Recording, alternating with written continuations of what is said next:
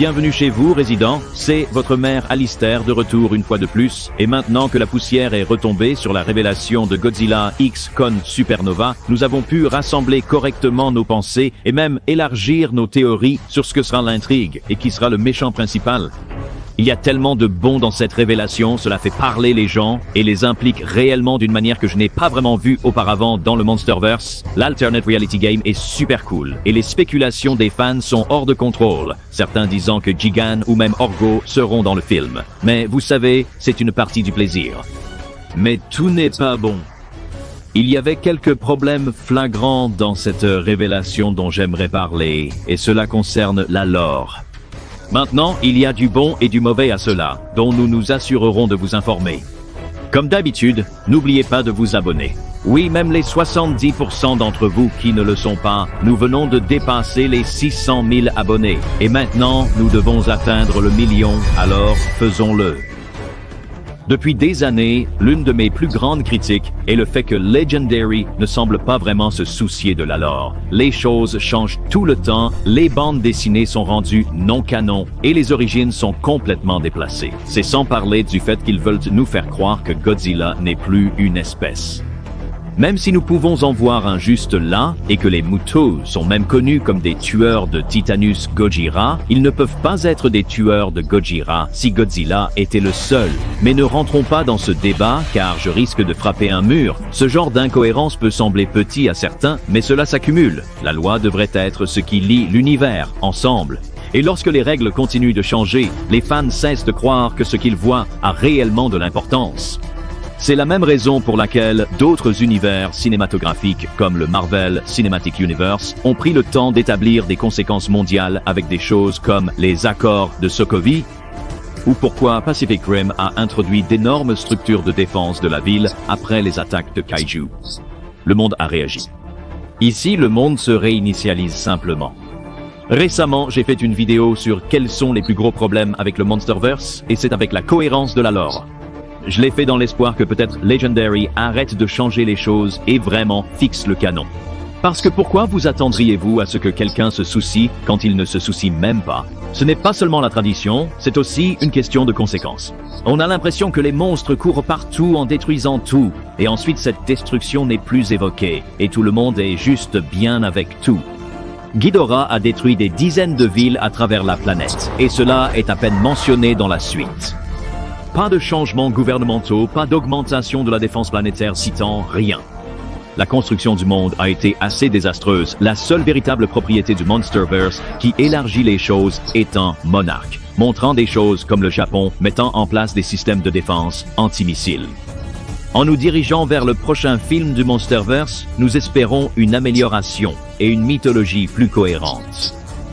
Et une véritable conséquence aux événements qui ont eu lieu dans le film précédent. Cependant, dans la bande-annonce, nous pouvons voir à la télévision que Rio a été reconstruite après un investissement de plusieurs milliards de dollars, ce qui signifie que toute la destruction qui a été faite dans le Nouvel Empire n'est plus pertinente. Tout va bien.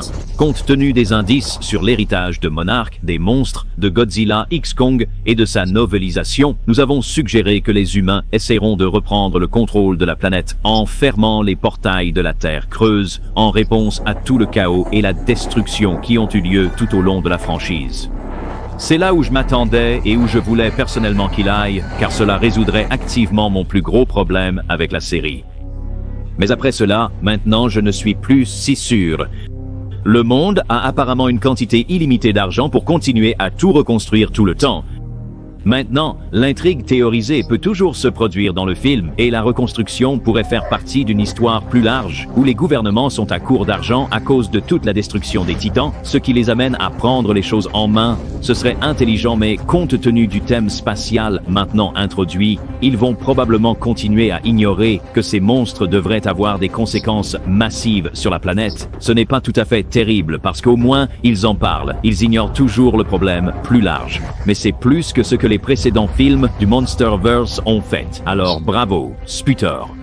Maintenant, ce n'est pas le seul problème, car cela ne traite que la partie conséquence du problème. La cohérence de la lore est une chose entièrement différente, car si vous regardez ici, il est dit que les investisseurs de Vegas reconstruisent les pyramides. Quels investisseurs de Vegas? Il n'y a pas de Vegas. Rappelez-vous, les Mutos l'ont détruit en 2014. Et ensuite, dans Le Roi des Monstres, nous avons vu comment le rayonnement du Titan a un effet changeant sur l'écologie locale. Comme décrit dans les crédits de fin, chaque Titan affecte la planète différemment. Des forêts tropicales poussaient dans le désert du Sahara. Godzilla a ramené la vie au récif. Behemoth restaure les régions déforestées en Amazonie. Et après que la Femuto a piétiné Vegas, nous pouvons voir que d'énormes arbres ont poussé du sol, transformant la jungle de béton en une forêt tropicale de la terre creuse. Le même phénomène a touché San Francisco, devenu une jungle tropicale. Cette nouvelle radiation agit comme le système de défense naturel de la Terre, transformant l'écologie en quelque chose que vous pourriez imaginer voir il y a 100 millions d'années. Reconstruire ces villes serait un effort monumental.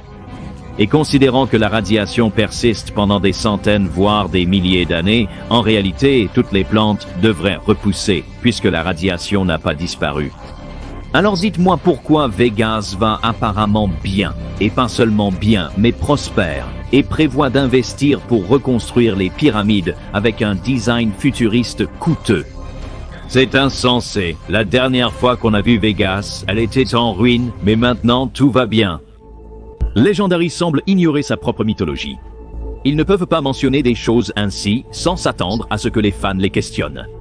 Parce que il y a beaucoup de gens qui pensent que c'est l'une des choses les plus déroutantes que la série a faites. Cela ne fait qu'ajouter à la pile toujours croissante d'incohérences. Ils ne peuvent pas décider si les radiations de titane mutent définitivement la Terre ou disparaissent simplement lorsque le prochain film arrive. On ne sait pas si l'espèce de Godzilla est éteinte, s'il en existe plusieurs ou si cela a de l'importance. Dans King of the Monsters, on nous a dit que les Titans rétablissent l'équilibre, mais maintenant on nous dit que l'humanité va bien et reconstruit simplement tout. Alors, c'est quoi?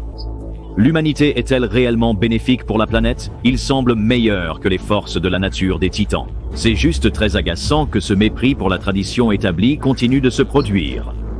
Le canon est déjà suspendu par un fil, et des choses comme celle-ci n'aident pas. Espérons que c'est juste un indice que ces points de l'intrigue seront abordés dans le film, car peut-être qu'il y a une raison pour laquelle Rio a été reconstruit et est mentionné ici, et peut-être qu'il y a une explication sur la façon dont l'humanité peut annuler cette radiation de Titan. Je ne peux qu'espérer que c'est le cas, car je crains que ce prochain film ne rende la série encore plus déconnectée.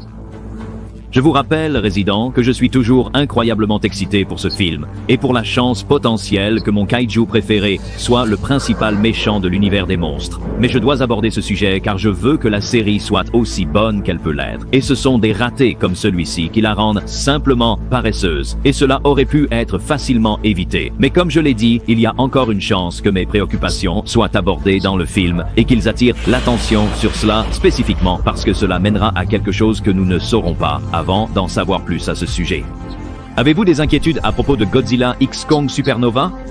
Faites-le nous savoir dans les commentaires ci-dessous. Abonnez-vous et activez les notifications pour devenir un résident de Dangerville dès aujourd'hui.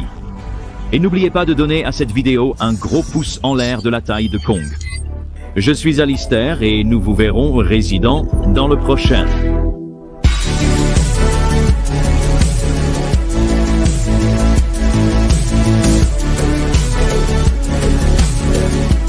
Merci.